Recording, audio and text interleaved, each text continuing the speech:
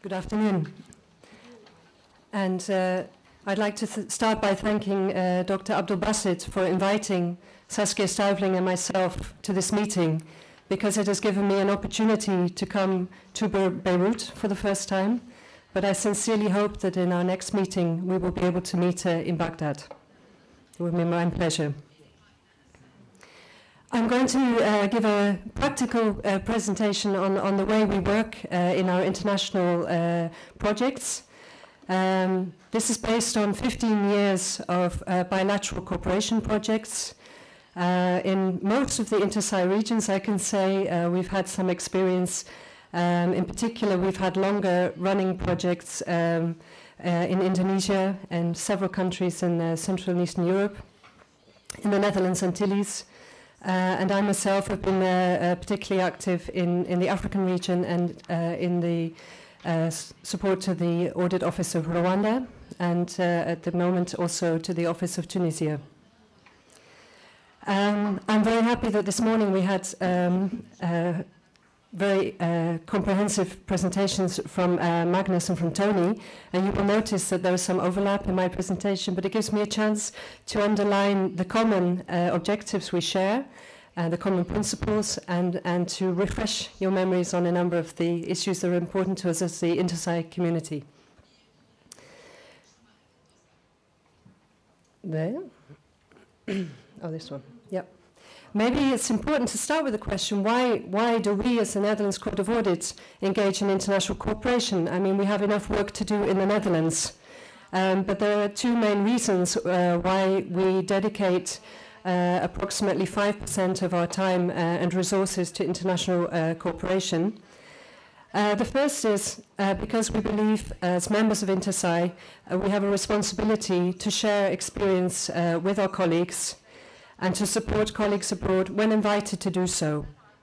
Our international projects are always on the basis of a request received from a colleague SAI. We also believe that every country, the citizens of each country, are entitled to a strong external audit office as a watchdog of the public finances. Resources are often scarce. The audit office plays a key role in ensuring that those resources are well spent. And we also believe that, but that has been mentioned this morning as well, that audit offices can play a crucial role in public financial reform processes. We're very happy that PFM and audit offices have been central stage on the donor agenda for a number of years. Unfortunately, we notice now that some individual donors are beginning to set other priorities, which is why we're particularly pleased that the World Bank continues to give high priority to public financial management, public sector reform, and in particular to supporting supreme audit institutions. But our reasons for engaging in international cooperation are not only altruistic. We have an awful lot to learn. As is the same in the case in all countries, supreme audit institutions are unique in their country. So to learn from peers, to exchange experience, they need to cross borders.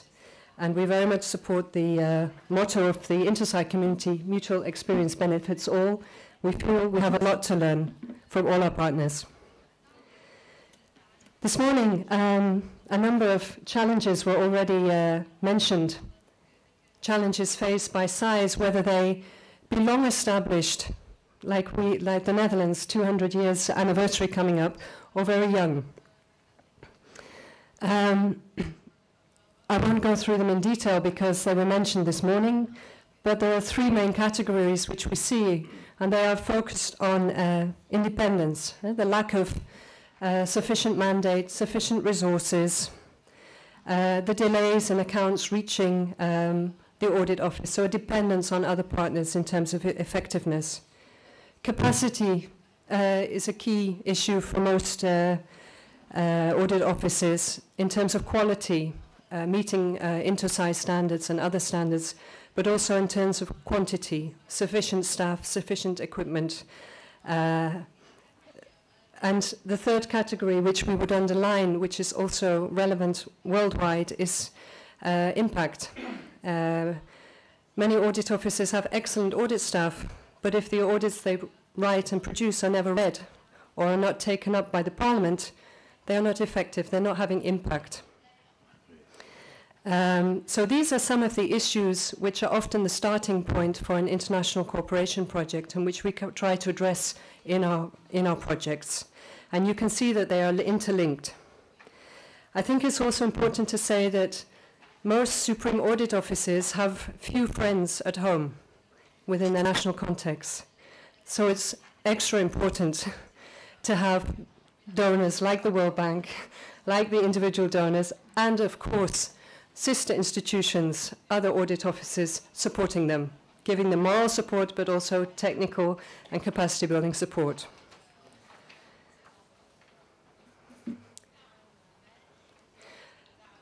I think, as Magnus mentioned this morning, I think it's quite common now that from the supply side, the key approach to cooperation projects is institutional development.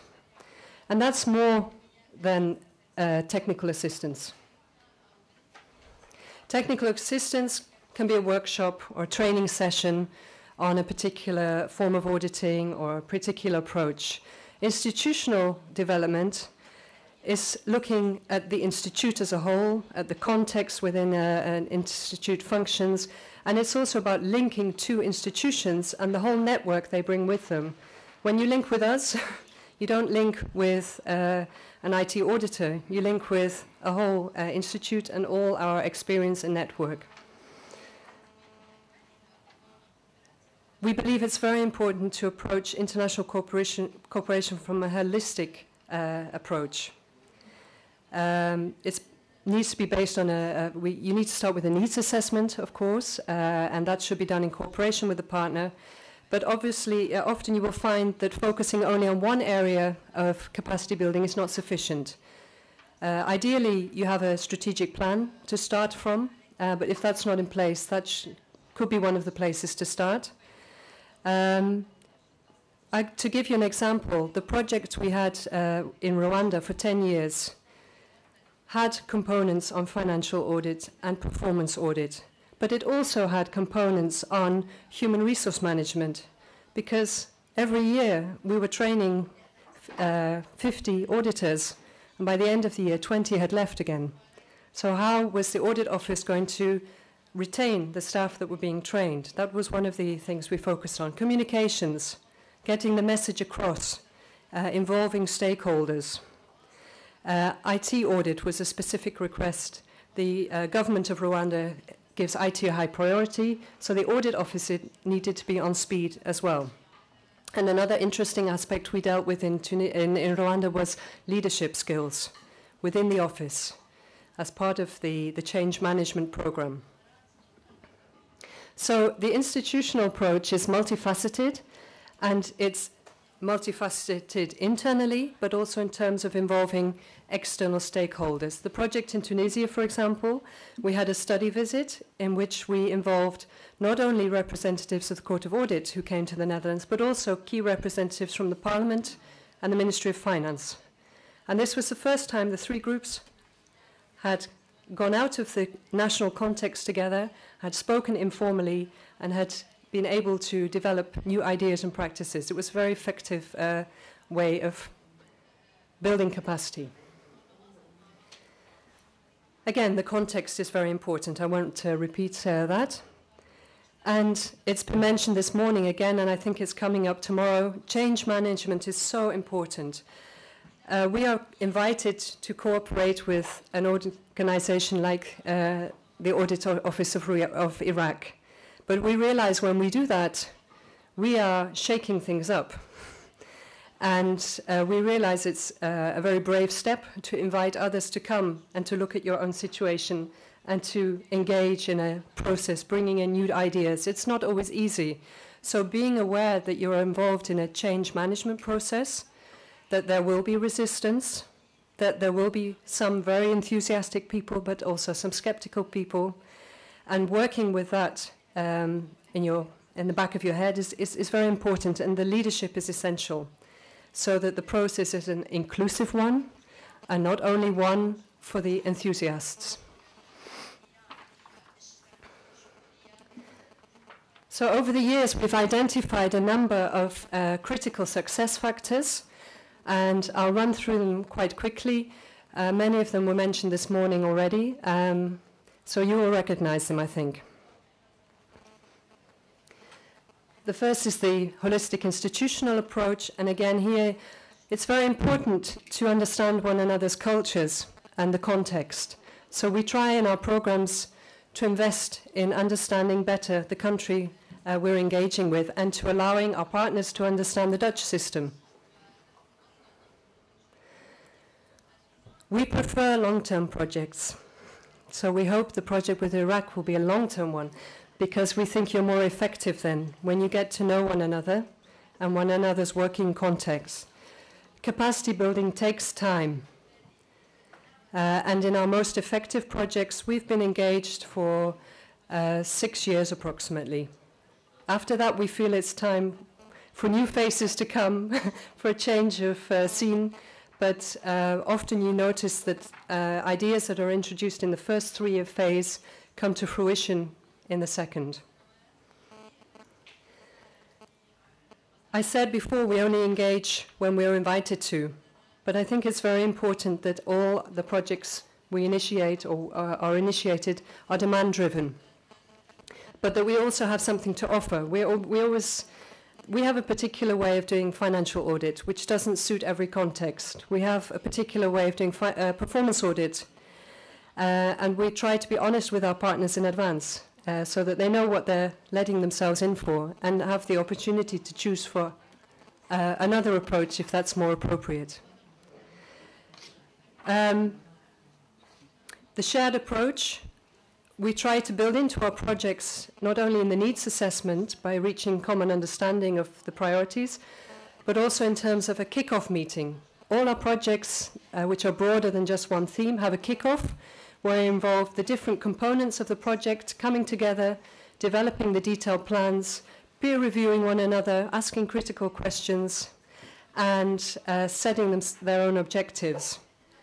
1.5 years later, there's a midterm review, and we don't review, and my colleagues, the project managers don't review. The participants themselves review and analyze, are we doing well?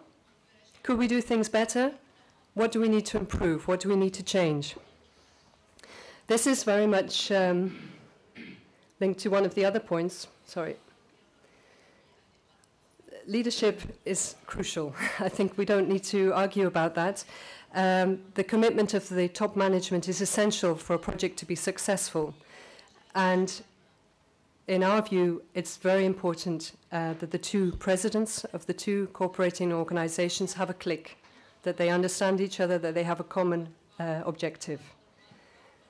And the ownership, again, is ownership by the beneficiary side or by in terms of process, but also of results. The responsibility in your case would be with you to make it work. We can only offer ideas, suggestions, but the change comes through your own actions. Once again, flexibility. It's very important in cooperation projects to dare to change direction. If it's not working, don't keep going, stop and adjust. Something which is unique to the cooperation within Intosai is the, amongst auditors, is the auditor-to-auditor, the colleague-to-colleague approach. It's a very pragmatic way of cooperating. You bring people together who have a common professional language, common professional goals, and commitment. They're not in it for the money. They're there because they believe it's important to have a high-quality audit institution in all countries. And they're able to share dilemmas and working methods within a safe environment. We're amongst colleagues, so it's okay to talk about our weaknesses and our dilemmas, and that's the way we can make progress. A key part of our approach is the pilot project, pilot audit approach, learning by doing, and I'll come back to that in my last sheet. It's important that capacity building should not be an add-on activity, but as far as possible integrated within the daily audit work, of the institutions. We prefer regular contacts and missions, short-term missions, to long-term presence in a partner country, but sometimes that can be more effective. Internal communications to build support for the change process, to build support for the project goals is very important, but also communicating to the external stakeholders on what you're doing, involving the parliament, involving the ministries, letting them know that there's a change going on. Very important, when you start a project, make sure you have an exit strategy. Projects which result in dependence are not effective. So we don't want, each time we finish a workshop with our colleagues from the Iraqi audit office, we don't want them to be looking to us and saying, what do we do next? No, the exit strategy should be that they are able to take the next steps and make their own decisions on how to proceed. It's very important also in long-term projects that there's a clear exit strategy. And a final point in terms of these critical factors for success is South-South cooperation, also involving partners from the region in a long-term institutional development project.